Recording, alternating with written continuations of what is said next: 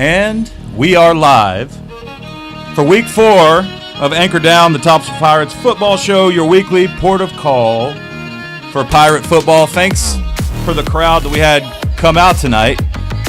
Not as big as we've had in other weeks. However, thought we were about to get some weather, but I think it's cooperating. But those of you that did come out, we appreciate it.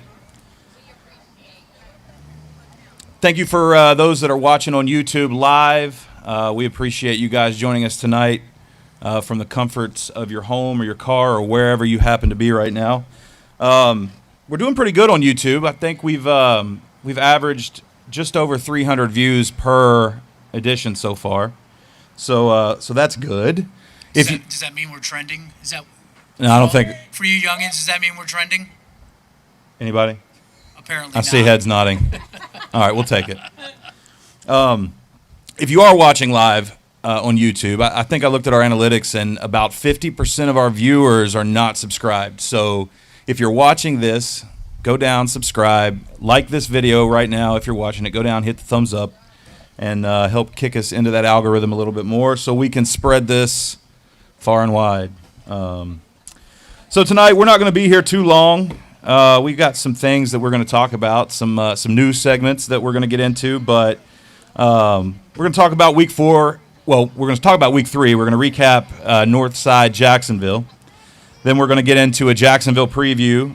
We're going to look around the Carolina Coast Conference, give you guys a little bit of update on what's going on outside of Hampstead throughout the rest of the conference.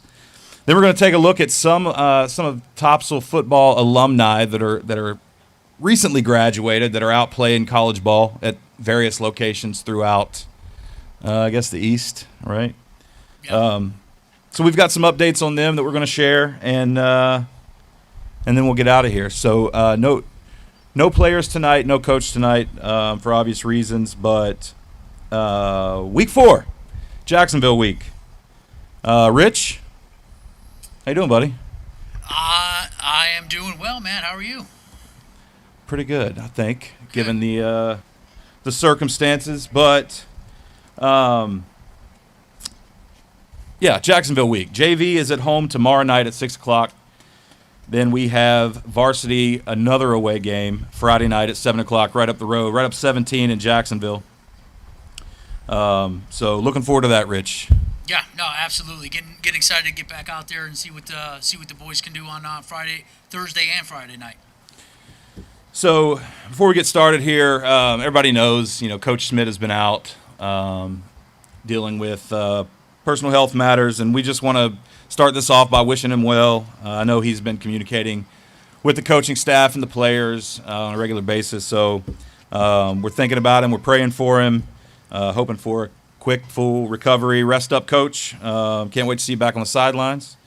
I'm sure he's probably tuned in right now watching, but in the meantime, Coach Sharp has assumed the head coaching responsibilities, and he will likely be on the sideline Friday night as the team takes the field against Jacksonville. Yeah, so I just want to echo, what Matt said about Coach Schmidt. Wish you speedy recovery. Can't wait to see you back on the sideline.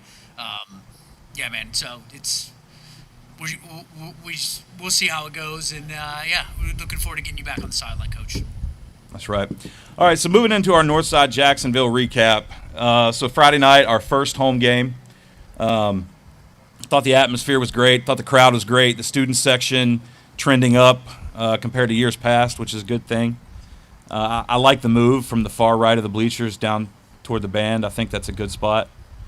So the student section showed out, and that's always a good thing. Yep. Unfortunately, though, another tough loss for our varsity Pirates. JV suffered their first loss of the season up in Northside Jacksonville. What was the score? I had it here somewhere. 34-30? 34-30. I wasn't there, unfortunately. I was celebrating my wife's birthday Thursday night, so that's where I was. But close game, right? Back and forth. Some mistakes on both sides, on Topsail and Northside. But proud of the team for not showing any quit and working till the end. Yeah, the defense started off tough and forced a couple of first half turnovers. I believe one of those interceptions we were able to bring back to the house. I can't remember exactly who that was, but whoever it was, heck of a job. And then I know earlier in that first half, we had another interception when Northside was driving. But unfortunately not able to pull it out at the end. But the boys fought hard, and we'll get back after it on Thursday. Yeah, back home too. So you get that home field advantage, a little boost there. So varsity, right? Another tough loss. Unfortunately, no stats available yet when I was trying to compile some notes here. But just going off my memory, which is good on some days, bad on others, but we'll try here. Topsail wasn't able to score until late in the game. Matthew Hayes took a pitch from Vickers, took it 4 yards into the end zone. But otherwise, for the most part, the offense struggled most of the game to really gain a foothold or really gain yards. Gave up 3 safeties during the game. One of those safeties was off a bad snap that went through the back of the end zone. One was intentional, which we'll discuss in just a minute. And one came as the offense was backed up offensively right on the goal line, ball carrier unable to get out of the end zone. Yeah, so for the safety that was intentional, a tough spot that we were in. Obviously, we would have to punt from deep in our own territory. So kind of the mindset, at least I'm not one of the coaches, but my thought process on it is, hey, you gave up the 2 points. It's still a 2-score game at that point in time. You're able to do the free kick. Hopefully, in a perfect world, pin them back inside their own territory. If I recall correctly, they had a good return, though, and probably set them up around our 40-yard line. So that was kind of the thought process behind it. Nobody wants to give up points, especially, doing it that way. But if you kind of take a look at it, it wasn't the worst of ideas. And hey, it just didn't work out as we had hoped. Yeah, and on the other side, if we would have punted that ball and it, the punt goes off the side of his foot out of bounds at the 10-yard line or gets blocked or whatever, then you're talking 6 points compared to just 2 by taking the safety. So, whether you agree or whether you disagree, it is a technique. I've seen it done before, and so just wanted to explain that, and because I heard from up there in the press box, I heard some what's and some what's going ons and all that kind of stuff. So a little bit confusing, but that's the method to the madness anyway. Moving on, defensively, another tough night in the passing game, right? So Reginald Gray, the talented quarterback from Northside, ended up passing for 226 yards, had a 76.2 completion percentage, and so solid night passing for Northside. The running game for Northside wasn't as good as their passing. I like to think that's because our run defense was pretty stout. I think for the most part, especially early.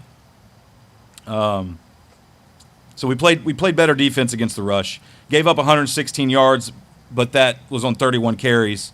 So the average of that is only about 3.5, a little over 3.5 yards per carry, which is not a bad number in the grand scheme of things. Yeah, and I think that the defense, I thought, in my opinion at least, looked significantly better this past week, especially early in the game. Obviously,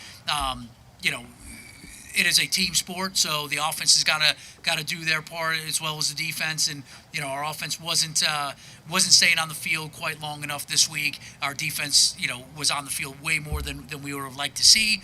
Obviously, the players getting tired, but I thought overall the defense looked a little bit better. I wish we would have been able to contain the quarterback a little bit more. He didn't burn us with his legs, but when he did get outside the pocket, he was able to put that cornerback that was out there in that tough situation where do I stay on my receiver? Do I step up and play the run? And, unfortunately, if we stepped up and played the run, he was able, which it seemed like we did a little bit more frequently, he was able to just kind of float one over the DB's head into that receiver that he kind of peeled off of. So in a tough spot, ideally we keep that quarterback contained in the pocket, make him do what he has to do from there, which we didn't see him do all that much. He didn't really try, it didn't seem. So my assumption is that their game plan was to do just what they did and roll him out, put that DB in a tough situation, and then have the quarterback make the right decision.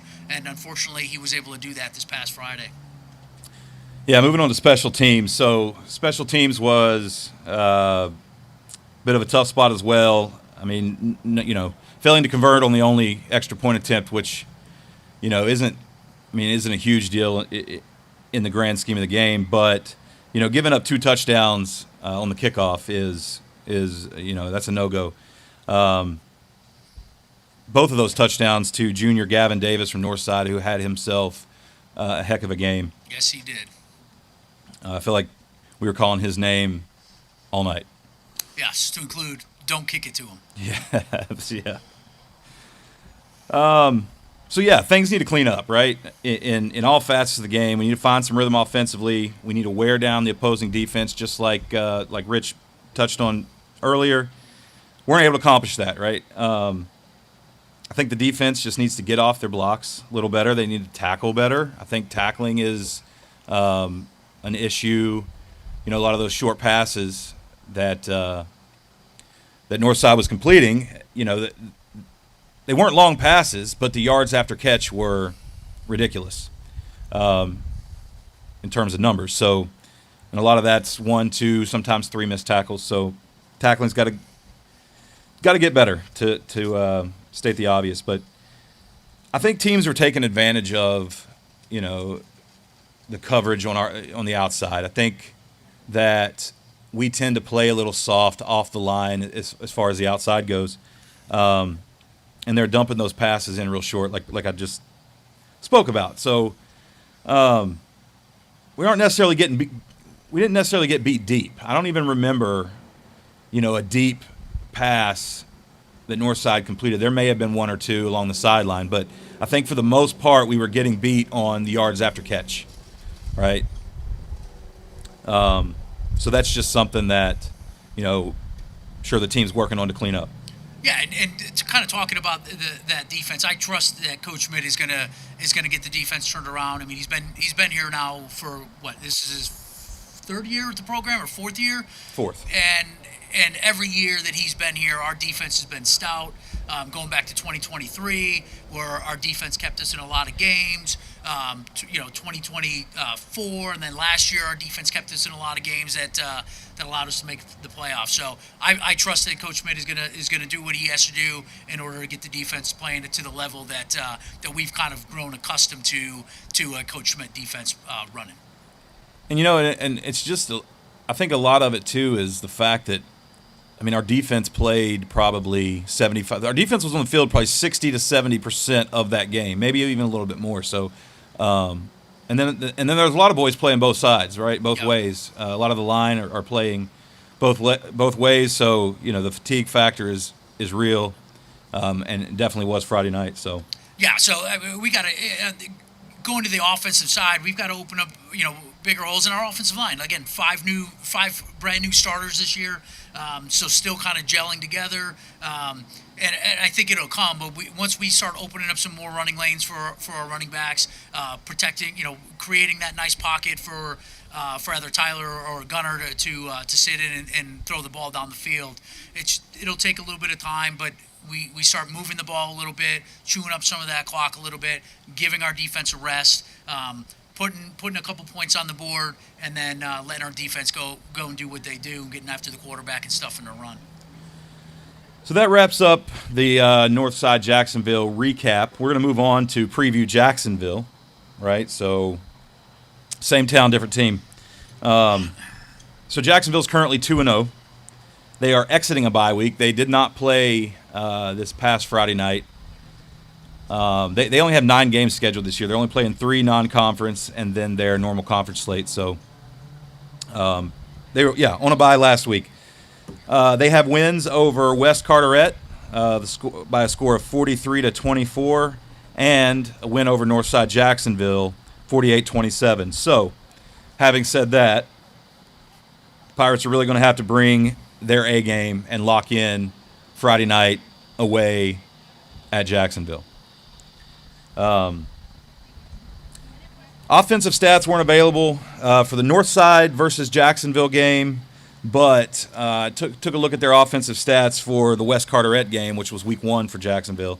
And they look like a run-heavy team, right? There's not a lot of passing, at least in the West Carteret game, that their quarterback did. Their quarterback is a mobile guy.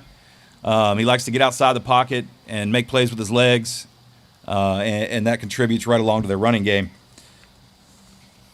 In that game, they rushed for 265 yards, and they only passed for 28. So if that tells you anything, it did me. Yeah, no, I think that our defense is going to have to get a little bit more stout up front. I know that against Dixon, we gave up some big run plays. Hopefully, we've got that cleaned up a little bit because the boys are going to need that on Friday against this run-heavy Jacksonville team, which is kind of surprising to me that they are a run-heavy team. I know that a couple years ago, they got 2 kids from their 23 and 24 class that are both out there playing college ball. So I know they used to sling it around a little bit. I guess they've kind of changed and are out running, and our defense is going to have to be stout come Friday night. Yeah, and just full disclosure, this assumption is made off of 1 game worth of stats, so that very well might not be the case. They might come out Friday night throwing the ball everywhere. I don't know, but that's just what I gathered from the little research that I was able to do. Their top leading tackler, on defense is an inside linebacker. His name's Jackson Henry. He's a senior. He's a tough run stopper. He's hard to gain yards against when you run his direction. When they played Northside, Jacksonville, Northside wasn't even able to get their run game going at all. Right? They only rushed for 50 yards in that game, and but Northside was able to have some success passing, kind of similar to how they played Topsail. So, and by the way, Northside scored all their touchdowns through the air on Jacksonville in that game. So, Matt's keys of the game, whether you like them or not, whether they're right or wrong, this is what I think from my viewpoint. We've touched on some of it, but Jacksonville's offense plays to our strengths defensively. I think we match up well with what they do good, right? So, commit to stopping the run, right? Defense needs to commit to the run, contain on the outside. Do not let the quarterback, get outside because he'll go. And you want to try to force them into passing situations. Make them pass the ball. They don't want to, but try to make them do it. You can find some success. I think the defense can find some success if we can limit their run game. So commit to the run, force them to throw the ball. Offensively, we have to try to find some success through the air, plain and simple. I know that we've yet to do that, but we got to try, right? So Jacksonville's, like we talked about, the rush defense is definitely their strength. So we may be able to find some success through the air, maybe even short, well-timed, quick passes. I agree. And sometimes establishing that passing game, requires you to establish a run game. But it doesn't sound like that's going to be the best approach come Friday. As much as I'd like to see it, I'm one of those old fuddy-duddies that likes to stop the run and run the football. And typically the teams that do that are able to win the game. But getting some sort of run established is going to open up that passing game, which is where I think that we'll get our big chunks. Yeah, hopefully, if we can get some kind of passing game, open up the run game, like Rich said, maybe that'll lead to some better success running the ball up the middle. Force them to pull their safeties out of the box and play deep, right, and respect the pass. And I think that is a key to success for this game if we want to come back home with a win. So, and I think another key point is we have to do better on the field position battle, right? So, even if the offense doesn't score on every possession, right? That's not really what I'm asking here, but we can't continue to go 3 and out from inside our 10-yard line. Exactly. We got to get some first downs. We got to move the ball up the field. If the drive stalls, the drive stalls, but that way you get set up into a position where you can punt and make them go the length of the field, right? So what teams have been able to do against us, march on the field a little bit, even if they don't score, pin us pin us deep and put us in a predicament where, potentially we've got to intentionally get a safety again. Definitely not something that we want to do. If we can, establish a run or throw the ball, whatever we got to do in order to kind of get at least towards midfield, pin them deep, give our defense a little bit of a rest by chewing up some of that clock. I think that those are those are the important ones, at least, keys to success. And don't shoot ourselves in the foot. No. Don't get those dumb, pre-snap penalties. Don't get holding calls away from where the ball is at.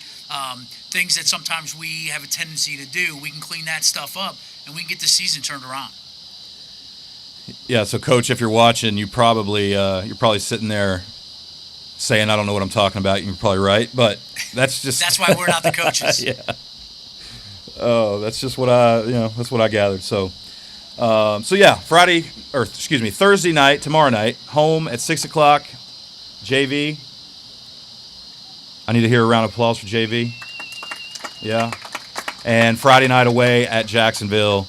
It's not a far drive once again, so I'll see everybody there Friday night. We're writing down names of everybody that's here. We will be taking roll once we get there on Friday. All right. So we're going to move on. That was our Jacksonville preview. Moving on to look around the conference. So I went through and kind of, looked at how every team in our conference has been doing varsity-wise so far this season, and just kind of jotted down some notes, about them. And so we'll start with Hoggard. Hoggard's currently 3-0. Surprise, surprise. 3-0. They have three really good quality wins, one against Richmond, who we know from playoffs last year. They beat Richmond 28-21 in week 1. They turned around and, I believe, traveled to Jack Britt, who is another quality team, probably top 15 team in their division in the state. Beat Jack Britt 44-40. And then turned around and played a pretty good Clayton team and took care of Clayton 38-14. So all those teams that Hoggard beat are likely playoff teams if I was betting on the playoff field. Hoggard quarterback Matthew Boring, who's a junior, he's currently leading the conference in passing yards with 634 yards through 3 games. He's got a completion percentage of 78.1, 7 touchdowns to 1 interception. And I don't know if anybody knows about quarterback rating out there, but if you do and you're interested, his current QB rating is 129.6, which is pretty darn good at the high school level. Yeah, what's perfect? 149. That was 158. Am I wrong? Is it 158 or 1? Anybody? 158. 158. 158.1. Yeah. There we go. So Hoggard having another good season, good start to their season. They're going to be a tough out throughout the conference, not only for Topsail, but for every team that plays them. And they got another tough game this coming Friday against, who's that? Is it Panther Creek? Panther Creek, yeah. Team out of Cary, just outside of Raleigh. That team's 3-0, so that'll be an interesting matchup come Friday night. Yeah, Hoggard's definitely not shying away from competition throughout their non-conference slate for sure, but they finish off with Panther Creek for non-conference Friday night, and then they get a bye before they enter conference play. Must be nice. And they open conference in 2 weeks at home against West Brunswick. So that's the update on Hoggard. Moving on to Laney. So Laney's got a new head coach, Steve Brooks, this year. Who was it? Little was their prior head coach? I don't know. I think it was Little. I think he'd been there for a couple years. A couple sons go through that program. But they're off to a 1-2 start. They lost to D.H. Conley 14-7. That's a school out of Greenville. And then they lost to Gardner 42-7. And then coming back and winning with a win over J.H. Rose, another Greenville school. They finished their non-conference play on Friday at South Central from Winterville before opening conference the following week at home against West Brunswick. Yeah, so moving on to New Hanover. New Hanover is currently 1-2 through 3 games. They've got losses to New Bern, 32-7, and Carolina Forest from down in Myrtle Beach, 27-0. New Bern and Carolina Forest are absolutely 2 powerhouse teams. New Bern's, I think, 2 or 3 years ago, won a state championship. Yep. So good programs there. They've got a win over Purnell Sweat, which is a school out of Pembroke. They beat Purnell Sweat 41-0. New Hanover will finish off their non-conference slate at Northside Jacksonville Friday night before opening conference play next week at North Brunswick. So that's your update on New Hanover. All right, moving on to Ashley. Ashley has started the season 0-3 with 3 close losses, losing to Sanderson 13-6, losing to E.E. Smith 19-17, and then to Scotland 27-19. Didn't we say we have a Scotland grad somewhere out here? Yeah, I think there he we is. did. What was There it is, that Chad. you threw a no hitter or something like that? Or maybe you had no hits. Oh, 10 10 strikeouts and you weren't a That's pitcher. pretty impressive. How does that happen? Oh, you were the batter. Got it. So Ashley's led by running back Bryson Lovelace. He's a senior. He's second in conference right now in rushing with 429 yards, averaging 143 yards a game. They wrap up their non-conference this Friday against, sorry, Spike. I may have to ask Chris for his readers, against Fike before opening their conference play the following week here at Topsail. I'm sure Coach Sharp's familiar with Fike. Fike's a school from Wilson, so. All right, moving on to North Brunswick. North Brunswick is currently 1-2. They have losses to Corinth Holders, a team from Wendell up in the Raleigh area. Lost to them 35-27.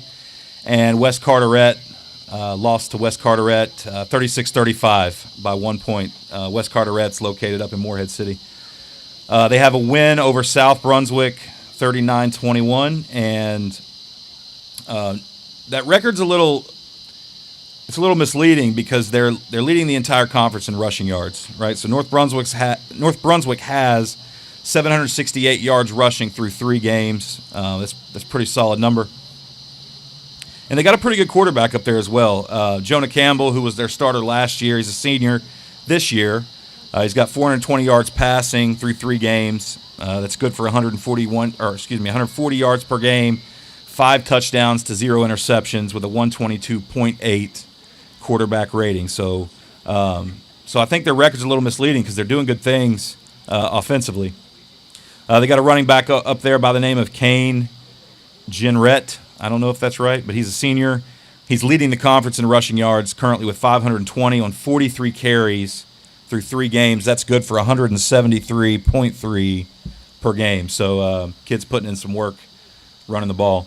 North Brunswick finishes off their non-conference slate at home versus St. Paul's, which is from St. Paul's, which is a town just south of Fayetteville. And then they'll open their conference play next week at home versus New Hanover. All right, and then the last team in the conference, not by record or saying that they are the worst team, but that's West Brunswick. So West Brunswick's off to a good start this year. Comparing it to years past, they are 2-1 with wins versus South Brunswick and Whiteville, or is it Whiteville? Is that how you say it? Wyville. Is it Whiteville? Yeah. Whiteville. Okay. And then work on your North Carolina, Rich. Yeah, I'm trying. And then they lost last week to North Myrtle Beach. Tough game, 24-12. Run heavy team. They've rushed for over 700 yards through their first 3 games, second most in the conference. And then they finish off their non-conference game our schedule against South Columbus out of Tabor City. Where's Tabor City at? It's between Fayetteville and Raleigh on, I believe that's U.S. Highway 1. If I'm not mistaken. I could be wrong. All right. And then they open up conference versus Laney that following week. So that's your look around the conference. Some good things going on around the conference. And, there's definitely some opportunities for Topsail to go out and get some wins in conference. I don't think doing a little bit of research. I didn't watch too much film, but I went back and looked at a few highlights and things.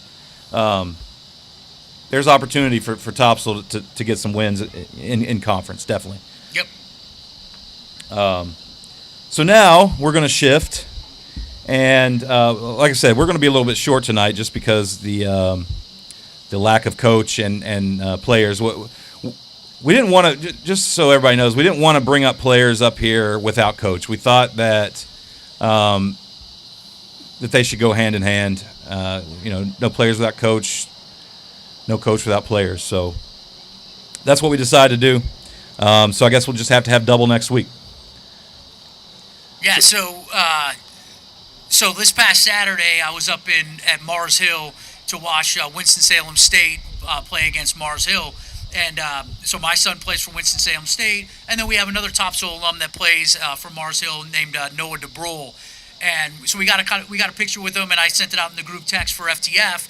And then Shannon sent a picture of Evan and Eli, so Evan Batts and Eli Hebron, and they played against each other this past Saturday as well, which was pretty cool. So Matt and I were kind of talking a little bit and be like, hey, why don't we, since we won't have coaches, we won't have players, let's just kind of talk about some of the Topsail alum over the past couple of years that are out there playing college ball.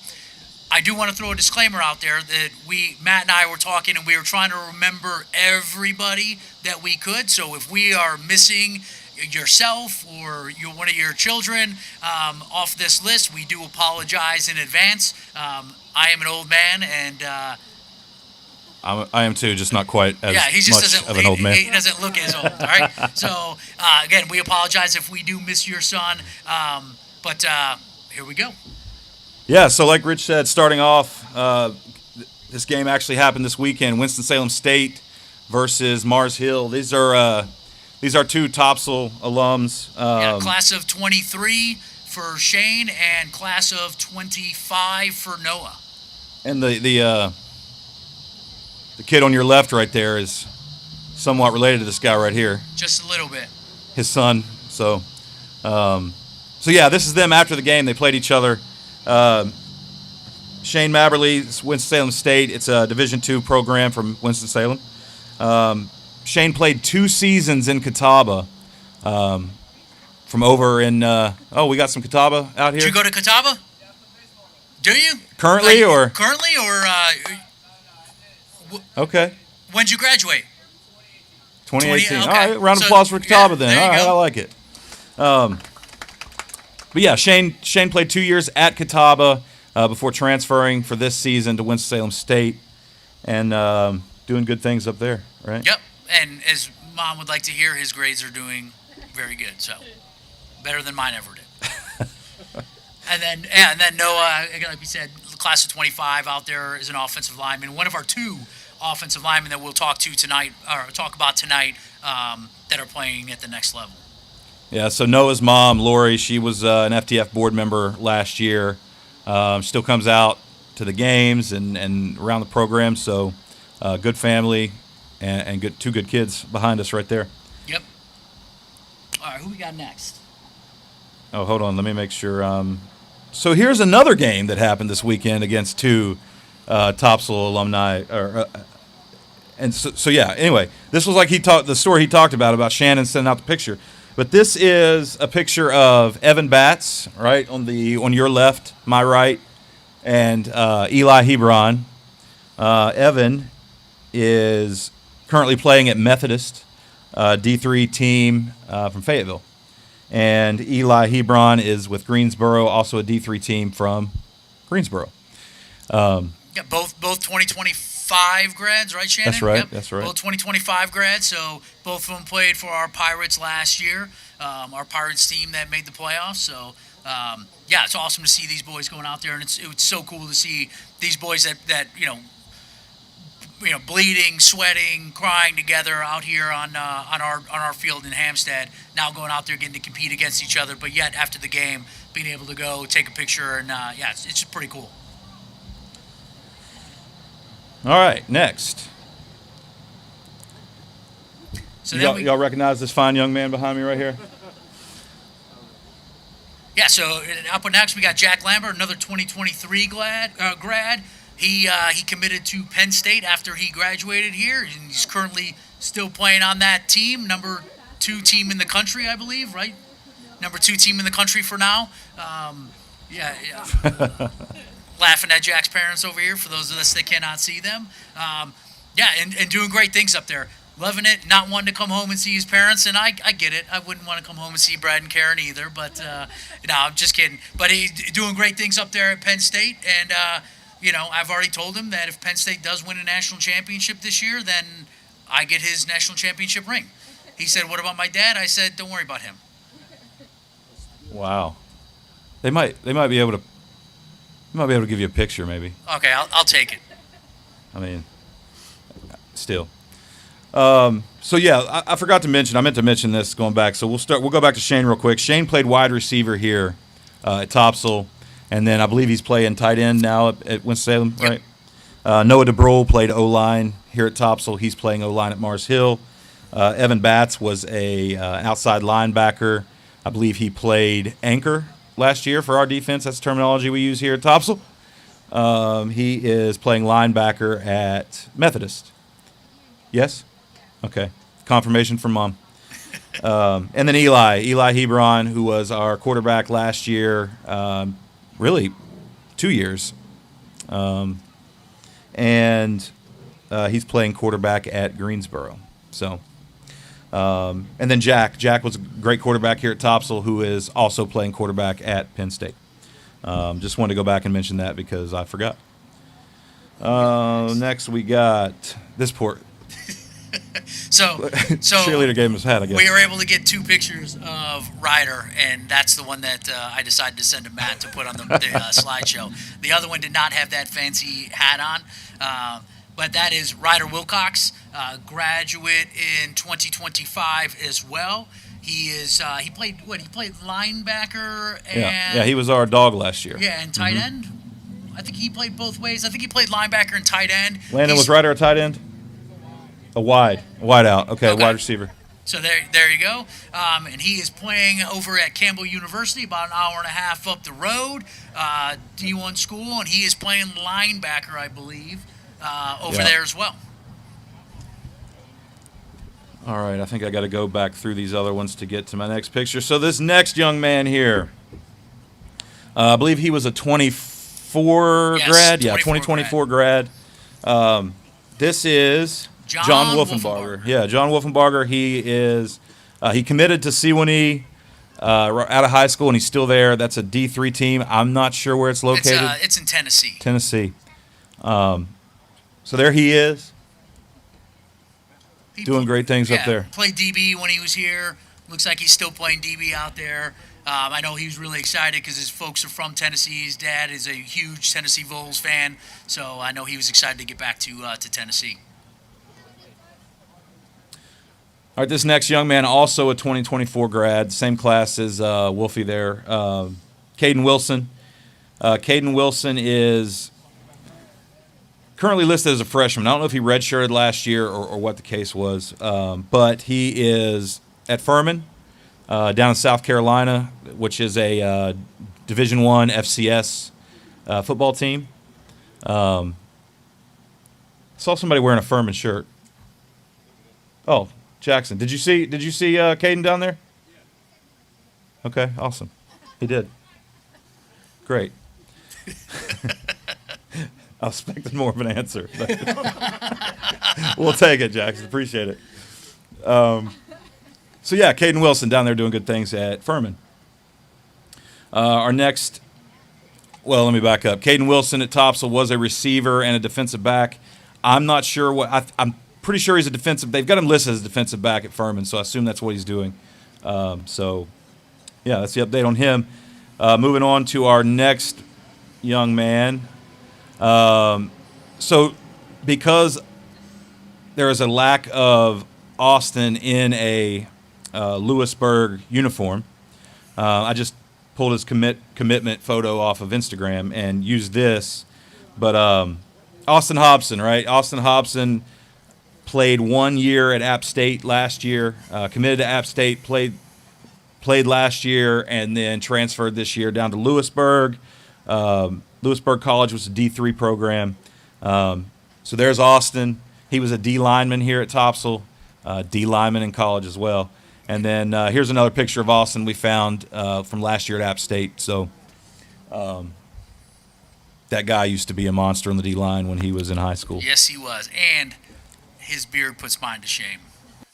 Yeah, that's why I shaved, because I saw this picture. Just kidding. Yeah, so But- Austin was a 2024 grad. I don't know if you already said that.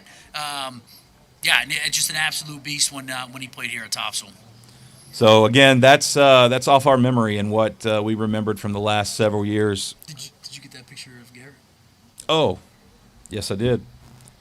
I apologize. Should read my notes. So we got one more. Garrett Austin.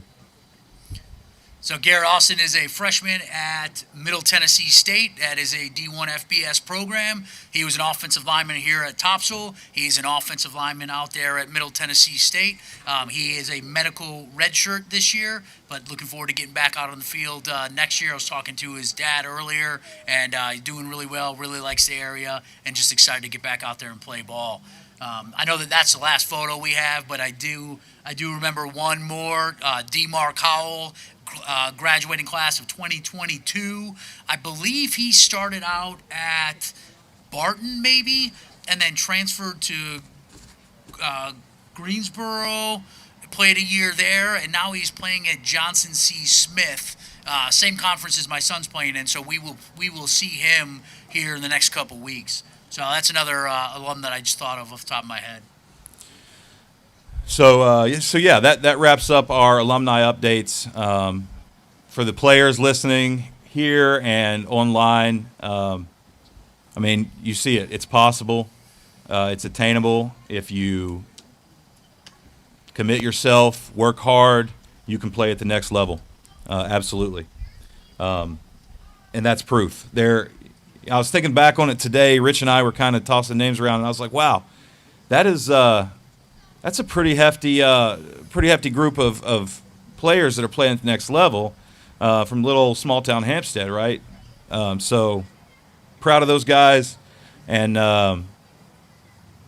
players, something to go reach up and get. It's what was it? So 2023, I think there was 8. 24, there was 4 or 5. And then last year there was another 4 or 5. So I mean that's close to 20 ball players, from just like Matt said, from Little Hampstead that are out there playing college football. So pretty impressive track record that Coach Tichy kind of got started, and now Coach Schmidt is got the privilege to continue. So if you're out there, boys, and you're listening, work hard, put in the effort, grind, and you too will be up here in a week that we don't have a coach or players to talk to.